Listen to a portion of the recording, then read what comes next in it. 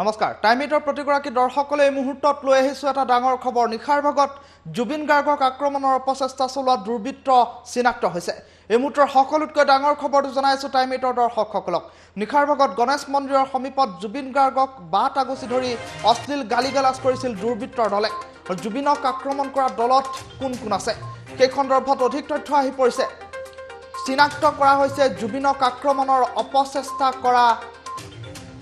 লোক এটা চিনাক্ত হৈছে জুবিন গাৰ্গৰ আক্ৰমণকাৰী এজন চিনাক্ত হৈছে বুলি জানিব পৰা গৈছে আৰু অধিক তথ্যৰ বাবে আমি পোনপটীয়া সম্প্ৰচাৰত গৈছো আমাৰ সাংবাদিক ধ্ৰুৱজ্যোতি বৰা উপস্থিত আছে ধ্ৰুৱ মই আপোনাৰ কাষলৈ গৈছো শেহতীয়া সবিশেষ তথ্য জনাওক ধ্ৰুৱ নিশ্চিতভাৱে যিটো যোৱা নিশা আচলতে যি ঘটনা সংঘটিত হ'ল জুবিন গাৰ্গক নিশা 12:40 আচলতে ছজনীয়া এটা দুৰ্বৃত্তৰ দলে আক্ৰমণ কৰিছিলে জু ৰোডৰ পৰা নিজৰ যিটো কাহিলীপাৰা বাসগৃহ আছে সেই বাসগৃহলৈ গৈ থকা অৱস্থাত সেই ঘটনাটো সংঘটিত হৈছিল সমগ্ৰ ঘটনাত কোনে আক্ৰমণ কৰিছিল সেই বিষয়ে কথা পাতিবলৈ আমি উপস্থিত হৈছোঁ জয়ন্ত কাকতি আছে মোৰ সৈতে গোটেই ঘটনাটো যিহেতু আপুনি ইতিমধ্যে দিছপুৰ থানাত এফআইআৰ দাখিল কৰিছে বা গোটেই ঘটনাটোৰ লগত আপুনি জড়িত হৈ আছিলে কেনেকৈ কোন আহিছিলে বা গোটেই ঘটনাটো কি হৈছিলে গোটেই ঘটনাটো মানে জুবিনদা ৰাতি ষ্টুডিঅ'ৰ পৰা ঘূৰি গৈছিলে ঘূৰি যাওঁতে মোৰ ঘৰৰ ওচৰতে আমাৰ গণেশগুৰি ব্ৰিজখন যিখন বনাই আছে তাতে ওৱান ৱে যিহেতু তাতে ল'ৰাকেইজনে গাড়ীখন ৰখাই ডাম্পাৰ খেদি আছিলে বুলি কৈছে দাদাই কোৱা মতে ডাম্পাৰ খেদিছিলে বা তাত কাম কৰা ল'ৰা ছোৱালীকেইটাক বেয়াকৈ গালি পাৰিছে মদ খাই আছে সিহঁতে তাত সিহঁতে গৈ যোৱা দাদাই অকণ আগত সিহঁতে ৰখোঁতে দাদাই ক'লে যে এইবিলাক কিয় কৰিছ সেইবিলাক কৰিব নাপায় এইবিলাকতো বেয়া কথা তাই সিহঁতে কৈছে আপুনি অথৰিটি কোন অমুক তমুক কিবা কিবি ধেৰ আৰু দাদাক মানে এবিউজ কৰি কথা কৈছে দাদা পূৰা ফ্ৰণ্টত আহি পেলাই মানে দুজন মানে বেয়াকৈ কৈছে 5জন ল'ৰা আছিলে দুজন চাপৰ কৈ এজন বোলে নিজকে ডক্টৰ বুলি কৈছে কোন ডক্টৰ আমিতো নাজানো চিনি দাদাই কোৱা মতে আৰু গাড়ীখন আছিলে চিয়াজ মাৰুতি গাড়ীখন নাম্বাৰটো এফআইআৰ দিয়া হৈছে গতিকে সেই ল'ৰাকেইজনে দাদাক এনেকৈ কোৱাৰ পিছত দাদা ওলাই গ'ল ওলাই যোৱাৰ পিছত আকৌ ব্লু মুন হোটেলত দাদা ৰখিছিলে তাতকো সিহঁতে গৈ পালে তেতিয়া দাদা আকৌ নামি আহি কিবা কথা বতৰা পাতোঁতে মানে সিহঁতে অলমষ্ট এটেক কৰা মুডত আৰু দাদাক তাৰপিছত দাদাক মানে সিহঁতে গালি পাৰিছে যে তই বিজেপি দালাল তই অসম ডুবালি আমাক তই একো কৰিব নোৱাৰ সেইবিলাক আৰু তই একো ব্যৱহাৰ দাদাক অসভ্যালি আৰু তো দাদাই তাৰপিছত দাদাৰ পিএছও আছিলে পিএছৰ কাৰণে ল'ৰাকেইটাই যে পিএছৰ কেইজনে ভাবিছে যে বেচিলে গ'লে বেয়া হ'ব কাৰণ তেওঁলোকক গুলি চুলি ফুটাবলগীয়া হ'ব পাৰে গতিকে এনেও দাদাৰ বদনামী হ'ব এইবিলাক কৰিলে ৰাতি গতিকে সিহঁতে দাদাক গাড়ীত ভৰাই দিলে ভৰাই দিয়াৰ পিছত ল'ৰাকেইজনে গাড়ীখন যেতিয়া ষ্টাৰ্ট কৰিছে তাৰ অসভ্য গালি আৰু দাদাক মানে যি কৈ গৈছে আৰু তাৰপিছত দাদাৰো খং উঠিল দাদা গাড়ীখন বোলে পিছাই কৰি গ'ল কিন্তু সিহঁতে গুচি গ'ল তেতিয়ালৈকে দাদাই ফোন কৰিলে যে এটা কাম কৰ থানাখনক খবৰ দে এখন এনেকুৱা গাড়ীয়ে মোক বেয়া ব্যৱহাৰ কৰিছে তেতিয়া মই আমাৰ ভাইটি মৌচমক ফোন কৰিলোঁ সি আমাৰ লিগেল এইখিনি চাই তেতিয়া ভগদত্তপুৰ দিছপুৰ থানা ফোন কৰা হ'ল লগালগ পুলিচ আহিলে তাৰপিছত দাদাক কাহিলীপাৰা ঘৰত থৈ আহিলোঁ যিহেতু এডভকেট আহিছিলে তেওঁৰ লগত মই থানাত গ'লোঁ দাদাৰ হৈ দাদাই কেছটো দিছে দাদাই চহী কৰিছে কেছটোত তেওঁৰ ওপৰত কেছ এটা দিয়া হ'ল বা ল'ৰাখিনিৰ ওপৰত চিনাক্ত বা চিনি পাইছে নাম চাম কিবা গম পাইছে নেকি বা ক'ত জড়িত তেনেকৈ কিবা নাম আপোনালোকে নাম পোৱা নাই কিন্তু এটা যিটো ছফ্টৱেৰ আছে বাহন বুলি সেই ছফ্টৱেৰ মানে যিটো ৱেবছাইট আছে তাতে মোক এতিয়া বহুতে মেছেজত দিছে গাড়ীখনৰ এগেইনষ্টত ল'ৰাটোৰ নাম ৰিতুল হীৰক ৰাজবংশী গতিকে ল'ৰাজন হীৰক ৰাজবংশী ল'ৰাজনৰ নাম বৰ ধৰিব পৰা নাই একচুৱেলি কোন হীৰক কিন্তু কথাটো যে যোনেই হওক তেওঁলোক অসমীয়া ল'ৰা এইবিলাক কৰিব নাপায় আৰু এইবিলাক বিজেপি দালাল এইবিলাক শব্দ বেয়া কথা এইবিলাক জুবিন গাৰ্গ কেতিয়াও নহয় যিহেতু বিজেপি দালাল আৰু জুবিন গাৰ্গ নহয় এইটো আমাৰ বিশ্বাস জুবিন গাৰ্গ কাৰো দালাল নহয় জুবিন গাৰ্গ নিজৰে দালাল জুবিন গাৰ্গে এটা অনুষ্ঠান এইবিলাক কথা কৈ তাৰমানে লাভ নাই কেতিয়া মানে সেই সময়ত ক'ৰ পৰা ক'লৈ গৈ আছিলে বা কিমান নিৰাপত্তা দাদা একেলগে আছিলে মই অলমষ্ট ষ্টুডিঅ'ত ৰেড হেভি বুলি কয় জুৰো তিনিআলিত ষ্টুডিঅ'ৰ পৰা দাদা ঘৰলৈ গৈছিলে মই আগতে ঘৰ পালোহি দাদা কাহিলীৰ পৰা ঘৰলৈ গৈ আছিলে কাহিলীৰ পৰা ঘৰলৈ যাওঁতে তাৰপিছত দাদা বিৰাট ডিষ্টাৰ্ব হৈছিলে দাদা মই যেতিয়া ঘৰত থ'ব গ'লোঁ দাদা খালি মুখখন বিৰাট বেয়া লগা অৱস্থাত দেখিছোঁ মই কেতিয়াও এনেকুৱা দেখা নাই ইমান মানে বহুত গালি খপনি শুনি থাকে কিন্তু কালি বেছি দাদা অলপ দুখ পাইছে দাদাই এটা কথাই কৈছে যে ল'ৰাকেইটাকো বিৰাট বেয়াকৈ ক'লে আজি মই ভাবাই নাছিলোঁ এনেকৈ ক'ব বুলি মোক সিহঁতে এনেকৈ এটেক কৰিব বুলি তেতিয়া বৌয়ে মোক আকৌ ফোন কৰি ক'লে বৌ একেখিনি কথাই কৈছে যে মই ভাবাই নাই ল'ৰাখিনিয়ে বৰ বেয়াকৈ মোক ক'লে কিন্তু এইটো কিবা এটা কৰিব লাগিব আৰু এটা কথা মই ইয়াতে ক'ম মই অলপ আগতে বহুতত কৈছোঁ যে এতিয়া মানে কি হৈছে আমি যিটো কাম কৰিব গৈছোঁ বৃন্দাবন ছুপাৰ মাৰ্ট সেই কামটোৰ কাৰণে একচুৱেলি দাদাৰ শত্ৰু বাঢ়িল বহুত কাৰণ আমি CM লগ ধৰিব গ'লোঁ, অতুল বৰাক লগ ধৰিব গ'লোঁ, অতুল বৰা ডাঙৰীয়াক। তাৰপিছত দাদাৰ শত্ৰু হ'ল, কিবা কিবি মানুহ হ'ল। এটাই কথাই মই কওঁ যে জুবিন গাৰ্গক অসম চৰকাৰে যাতে চিকিউৰিটিটো টাইট কৰি দিয়ে। কাৰণ কালি 5 লৈ এনেকুৱা PSO থকা অৱস্থাতে সিহঁতে গম নাপায় কেইটা PSO কেইটা প্ৰাইভেট ড্ৰেছত থাকে। যদিও সিহঁতে চিভিল ড্ৰেছত থকা অৱস্থাতে এনেকুৱা অৱস্থা কৰিছে, হয়তো কোনে কি কৰে হিচাপ নাই। গতিকে মই ভাবোঁ জুবিন দা অসমৰ সম্পদ। আৰু জুবিন দাক একচুৱেলি ডিষ্টাৰ্ব হৈ আছে বিকজ জুবিন দা বেমাৰ এটাৰ পৰা উঠি আহিছে। তেখেতে বহুত কথা পাহৰিছেও। তেখেতে বহুত কথা পাহৰি তেখেতে আকৌ কাম কৰি আছে। চিলা বুলি এলবাম এটা কাম চলি আছে, গান ৰিলিজ দিব। বন্দে মাতৰম 15 আগষ্ট ৰিলিজ দিব। সেই দাদা তাত আকৌ ব্যস্ত হৈছে। গতিকে দাদা মানে সেইবিলাকত ইমান সোমাবলৈ মন নাই। গতিকে মই ভাবোঁ যে দাদা চিকিউৰিটি অকণ টাইট কৰি দিব লাগে। এইটো অসম চৰকাৰলৈ মোৰ সৰ্বাজনক সুন্দৰলৈ এইটো অনুৰোধ। দেখা পোৱা যায় যে বিভিন্ন সময়তো জুবিন গাৰ্গক যদি সমালোচনা কৰা হয়, কিন্তু দেখা পোৱা যায় যে FIR দিবলৈ তেওঁ মানা কৰে বা সৰু ল'ৰাক ক্ষমা কৰি দিয়া পৰিলক্ষিত হয়। কিন্তু কালি যিটো ঘটনা সেইটোত আপুনি নিজেই কৈছে যে তেখেতে আপুনি যেতিয়া সুধিছিলে গোটেই বিষয়টোক আৰক্ষীক অৱগত কৰিবলৈ বা FIR দাখিল কৰিবলৈ কৈছে। এই বিষয়ে কি ক'ব? সেইটোৱে দাদা বহুত কেছত দাদাক গুলিয়াম বুলি ক'লেও দাদাই মানুহে এইবিলাক সৰু সৰু এৰি দিয়ে। কালি দাদাই এটাই কথা কৈছে যে ল'ৰাটোৰ ওপৰত এখন FIR দিব লাগিব, মই দিম। সি মোক বহুত বেয়া বিহেভ কৰিছে। ল'ৰাটো বুলি নহয়, ল'ৰা কেইজন আৰু এজন ডক্টৰ বুলি কৈছে, কোনোবা চাপৰ গৈ ল'ৰা এজন আছিলে। তেওঁলোকে মানে দাদাক এনেকুৱা বেয়া ব্যৱহাৰ কৰিছে। দাদাই এইবিলাক শুনিয়ে থাকে, ষ্টেজত থাকে। জুবিন গাৰ্গ ফেচবুকতো মানুহে লিখিয়ে আছে আজিকালি জুবিন গাৰ্গ অমুক জুবিন, কিন্তু সন্মুখত মানে এটেক কৰা টাইপ মানে ফ্ৰণ্টি কৰি এনেকৈ মানে তয়কৈ ব্যৱহাৰ কৰি দাদাই কোৱা মতে। কিন্তু দাদাই অলপ দুখ পাইছে আৰু দাদাই কেতিয়াও এনেকুৱা এটা চিটুৱেশ্যনত পৰা নাছিলে চাগৈ মোৰ মতে। আৰু এইটো বস্তু বেয়া হৈছে যিহেতু দাদাক বহুত অসৎ ভালেই কৰিছে আৰু তেওঁলোকে এটেক কৰিব পাৰিলে ধৰক, যিহেতু মদ খাই আছিলে, হাতত বিয়েৰ বটল আছে সিহঁতৰ। গতিকে মই সেইটো কাৰণে চিকিউৰিটিটোৰ কথা কৈ আছোঁ যে এইটো বস্তু দিনে দিনে বাঢ়ি যাব যেন লাগিছে মোৰ। আৰু এইটো বস্তু মই গোটেই অসমৰ ৰাজ্যক অনুৰোধ কৰিছোঁ, জুবিন গাৰ্গক আপোনালোকে বুজি পাওক। জুবিন গাৰ্গে অসমৰ সদায় হকে আছে, হকে থাকিব। গতিকে তেওঁক এনেকৈ ব্যৱহাৰ কৰি মানে একো লাভ নাই। হয়তো দাদা তেওঁলোককো মাফ কৰি দিব পাৰে, মই নাজানো দেই, মোৰ এইবিলাক আইডিয়া নাই। কাৰণ দাদা এতিয়া বৰ্তমান শুই আছে, হয়তো দাদা সিহঁতকো মাফ কৰি দিব। কিন্তু সেইটো মতে এইটো নহয় যে জুবিন গাৰ্গক প্ৰত্যেকবাৰে কিবা গুলিয়াম, সিদিনাটো গুলিয়াম বুলি কৈছে এজনে, মুকাল বোৱাৰ ল'ৰাজনে, তাক এৰেষ্টটো কৰিছে, গৰিমাবুক ৰেপ কৰিম বুলি কৈছে। মানে এইটো একদম ইজি হৈ গ'ল তাৰমানে অসমত এতিয়া বৰ্তমান। আৰু ফেচবুকটো তেনেকুৱা ইজি হৈ গ'ল, যাক তাক মাৰিম, যাক তাক কুকুৰ, যাক তাক গাধ। এতিয়াতো কোনোবা কিবা লিখিয়ে আছে ধেমা ধৰা বোলে, আমি বোলে ধেমা ধৰা। আমি ধেমা ধৰা, জুবিন গাৰ্গৰ ধেমা ধৰা চামচা হ'বলৈ বহুত ভাগ্য লাগিব, হয় নাই? জুবিন গাৰ্গৰ চামচা হ'বলৈও ভাগ্য লাগিব। মই ভাগ্যৱান যে জুবিন গাৰ্গৰ ধেমা ধৰা মই কোনো পলিটিকেল লিডাৰৰ নেগুৰত ধৰি ডাঙৰ হোৱা নাই বা মই জয়ন্ত কাকতি হোৱা নাই। এইটোৱে কথা আৰু। যেতিয়া আপোনালোকে আৰক্ষীক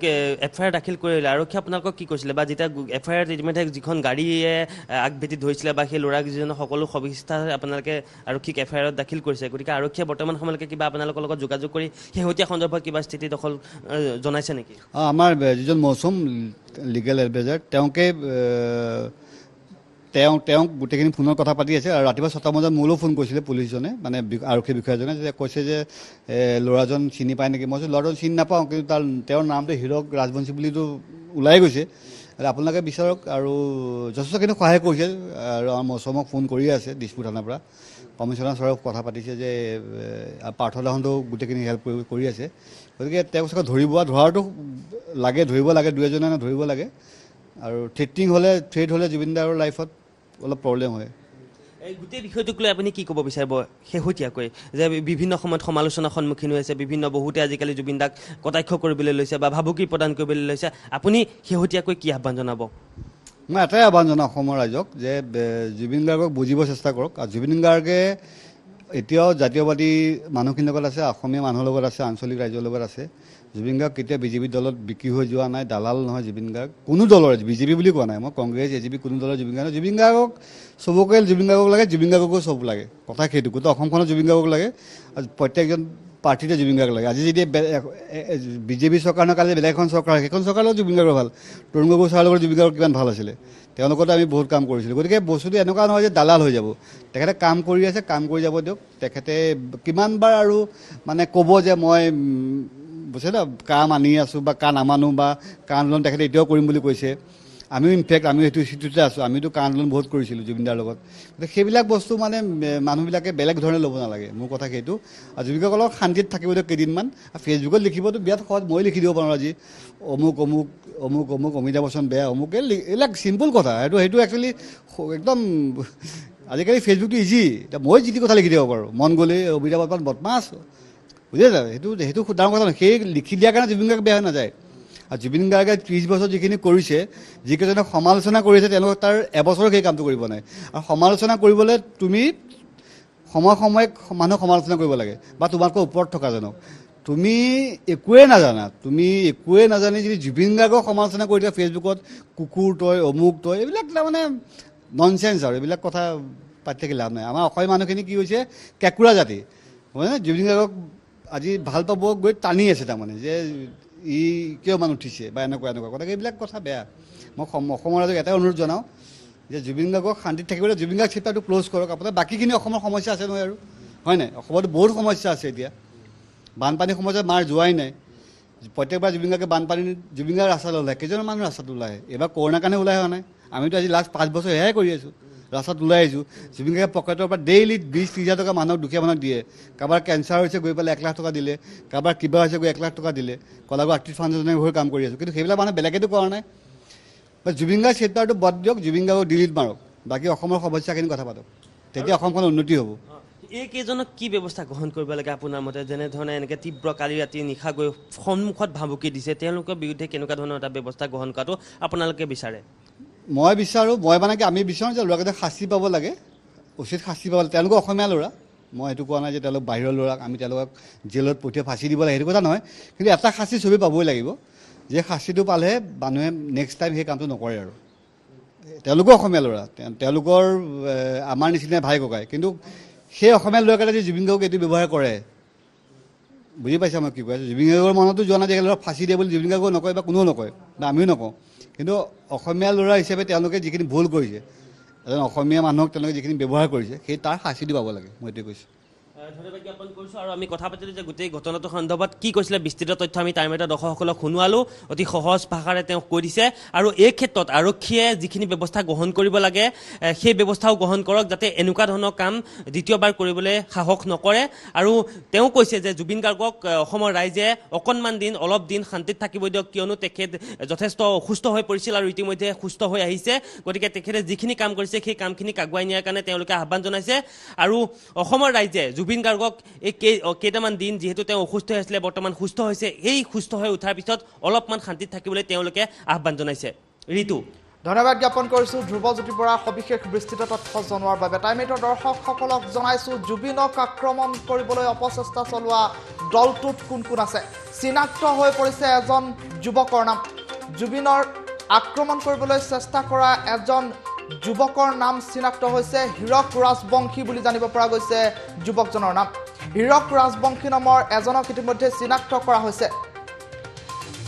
আৰু যিখন মাৰুতি চিয়াজ বাহনেৰে আহিছিল বাহনখন হীৰক ৰাজবংশী নামত আছে প্ৰত্যক্ষদৰ্শীয়ে চিনাক্ত কৰিছে ইতিমধ্যে যুৱকজনক এই মুহূৰ্তৰ সকলোতকৈ ডাঙৰ খবৰটো জনাই আছোঁ টাইমএইটৰ দৰ্শকসকলক জুবিনক আক্ৰমণ কৰিবলৈ অপচেষ্টা চলোৱা দলটোত কোন আছে সেই সন্দৰ্ভত আহি পৰিছে বিস্তৃত তথ্য হীৰক ৰাজবংশী নামৰ এজন যুৱকক ইতিমধ্যে চিনাক্ত কৰা হৈছে যিখন চিএছ বাহনেৰে গণেশ মন্দিৰৰ সমীপত জুবিন গাৰ্গক নিশাৰ ভাগত আগচি ধৰিছিল সেই চিএছ বাহনখন এইজন হীৰক ৰাজবংশীৰ নামত আছে ইতিমধ্যে দিছপুৰ আৰক্ষী থানাত এজাহাৰ দাখিল কৰিছে নিশাৰ ভাগত জুবিন গাৰ্গে আৰু সেই এজাহাৰ ভিত্তিত আৰক্ষীয়ে খৰতকীয়া তদন্ত প্ৰক্ৰিয়া আৰম্ভ কৰিছে আৰু খৰতকীয়া তদন্ত প্ৰক্ৰিয়াৰে ইতিমধ্যে এজনক চিনাক্ত কৰিবলৈ সক্ষম হৈছে দিছপুৰ আৰক্ষী আৰু হীৰক ৰাজবংশী বুলি জানিব পৰা গৈছে ফেচবুক প্ৰফাইল আমি টাইমএইটৰ দৰ্শকসকলক দেখুৱাই আছোঁ আৰু NSY ডিষ্ট্ৰিক্ট ছেক্ৰেটাৰী বুলি জানিব পৰা গৈছে যুৱকজনৰ ফেচবুক প্ৰফাইলৰ পৰা হীৰক ৰাজবংশী নামৰ এইজন যুৱক NSY ডিষ্ট্ৰিক্ট ছেক্ৰেটাৰী বুলি ওলাই আছে ফেচবুক প্ৰফাইলত আমি টাইমএইটৰ স্ক্ৰীনত টাইমএইটৰ দৰ্শকসকলক দেখুৱাইছোঁ যিখন বাহনেৰে জুবিন গাৰ্গক আগচি ধৰা হৈছিল সেইখন বাহনৰ স্বত্বাধিকাৰী এইগৰাকী হীৰক ৰাজবংশী আৰু নিশাৰ ভাগত গণেশ মন্দিৰৰ সমীপত জনপ্ৰিয় শিল্পীগৰাকী চৰম নিৰাপত্তাহীনতাত ভোগাক লৈ এতিয়া সচেতন মহল শংকিত হৈ পৰিছে আৰু জনপ্ৰিয় এগৰাকী শিল্পী মহানগৰীৰ ৰাজপথত কিদৰে নিৰাপত্তাহীনতাত ভুগিছে সেই সন্দৰ্ভত এতিয়া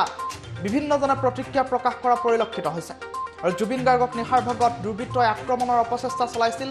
5জনীয়া দুৰ্বৃত্তৰ দল এখন মাৰুতি চিয়াজ বাহনৰ পৰা নামি আহিছিল বুলি জনাইছে আৰু সন্মুখৰ পৰা ভাবুকি প্ৰদান কৰিছিল জনপ্ৰিয় শিল্পীগৰাকীক আৰু মাৰুতি চিয়াজ বাহনখনৰ পৰা নামি অহা যুৱককেইজনৰ হাতত সুৰাৰ বটল স্পষ্টকৈ আছে বুলি উল্লেখ কৰিছে এজাহাৰখনত হাৰ্টথ্ৰব জুবিন গাৰ্গে। আৰু হীৰক ৰাজবংশী নামৰ এজনক ইতিমধ্যে চিনাক্ত কৰা হৈছে।